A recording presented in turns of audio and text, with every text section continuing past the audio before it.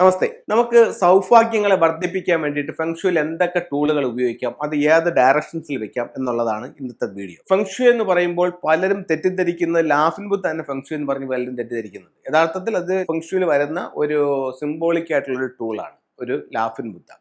അപ്പോൾ ഒരു ലാഫിൻ ബുദ്ധ വളരെ പ്രോസ്പെരിറ്റി ആയിട്ടുള്ള ലാഫിൻ ബുദ്ധ നമ്മുടെ സ്വീകരണ മുറിയിൽ വെക്കുന്നത് നമുക്ക് ശരിക്കും വെൽത്ത് നമ്മളിലേക്ക് വരുത്താനായിട്ട് നല്ലതാണ്.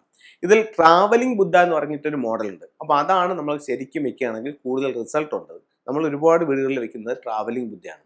എല്ലാ സൗഭാഗ്യങ്ങളുമായിട്ട് ഒരു ബുദ്ധ നിൽക്കുന്നതായിട്ടാണ്. പണച്ചാക്കിന്റെ മുകളിലാണ് നിൽക്കുന്നത്. കയ്യിൽ ഒരു കയ്യിൽ റൂയി ഉണ്ട്, ഒരു കയ്യിൽ 6 ചൈനീസ് നാണയങ്ങളുണ്ട്. അങ്ങനെ ഒത്തിരി പ്രോസ്പെരിറ്റി ആയിട്ടാണ് ട്രാവലിംഗ് ബുദ്ധ നിൽക്കുന്നത്. ഇനി മറ്റൊരു സാധനം, നമുക്ക് സമ്പത്ത് നമ്മളിലേക്ക് വരാൻ വേണ്ടിയിട്ട് ഫെങ്ഷുയിൽ ഉപയോഗിക്കുന്ന ടൂളുകളാണ് പരിചയപ്പെടുത്തുന്നത്. മറ്റൊരു സാധനം എന്ന് പറയുന്നത് ഒരു 3 ലെഗ്ഡ് ഫ്രോഗ് ആണ്.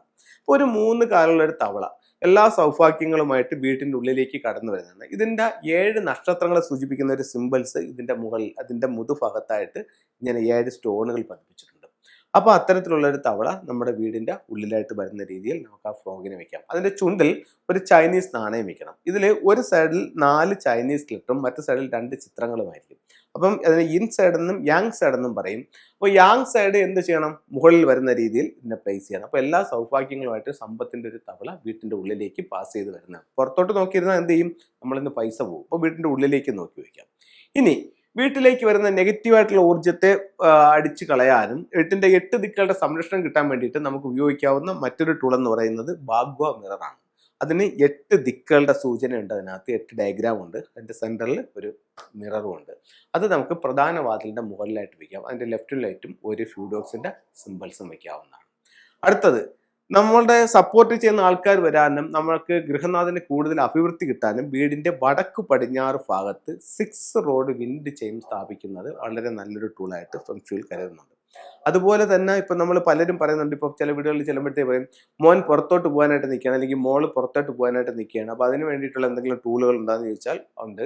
അങ്ങനെയാണെങ്കിൽ നിങ്ങളുടെ വീടിൻ്റെ വടക്ക് പടിഞ്ഞാറ് ഭാഗത്ത് ഒരു ശംഖും അതിനോടൊപ്പം തന്നെ ഒരു ക്രിസ്റ്റലിൻ്റെ ഗ്ലോബും വെക്കുന്നത് വിദേശ യാത്രകൾക്ക് നല്ലതായിട്ട് ഫെങ്ഷുയിൽ കണക്കാക്കുന്നുണ്ട്. അപ്പോൾ ഇത്തരത്തിലുള്ള ടൂളുകൾ നമുക്ക് വെക്കാവുന്നതാണ്. അതുപോലെ തന്നെ നല്ലൊരു വെൽത്ത് സിമ്പിൾസ് നിങ്ങൾക്ക് വീടിൻ്റെ തെക്ക് കിഴക്ക് മൂലയിൽ വെക്കാം. ഒരു ബൗൾ എടുക്കുക, ആ ബൗളിനകത്ത് നിറച്ച് ചൈനീസ് കോയിൻ ഇടുക, അത് ഗോൾഡും കോപ്പറും കൂടെ ഇടാം. അതേപോലെ തന്നെ അതിനകത്ത് സെറ്റിൻ്റെ സ്റ്റോൺസ് വെക്കാം. അതുപോലെ ഒരു ചെറിയ 3 ലെഗ്ഡ് ഫ്രോഗ് അതിനകത്ത് വെക്കാം.